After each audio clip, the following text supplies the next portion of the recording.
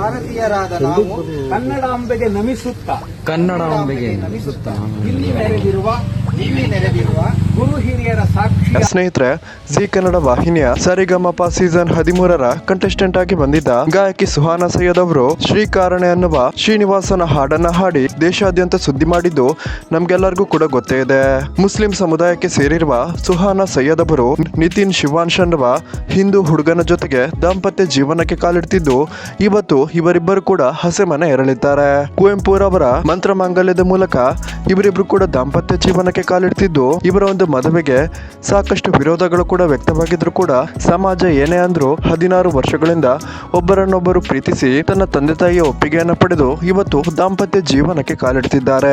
ವೀಕ್ಷಕರು, ಯಾರೆಲ್ಲ ಸುಹಾನಾ ಸೈಯದ್ ಮತ್ತು ನಿತಿನ್ ಶಿವಾನ್ಶ್ ಅವರ ಮುಂದಿನ ದಾಂಪತ್ಯ ಜೀವನಕ್ಕೆ ಶುಭ ಹಾರೈಸುತ್ತೀರಾ, ದಯವಿಟ್ಟು ಈ ವಿಡಿಯೋಗೊಂದು ಲೈಕ್ ಮಾಡಿ ಮತ್ತು ನಿಮ್ಮೊಂದು ಶುಭಾಶಯಗಳನ್ನ ದಯವಿಟ್ಟು ಕಮೆಂಟ್ ಮಾಡೋದನ್ನ ಮರಿಬೇಡಿ.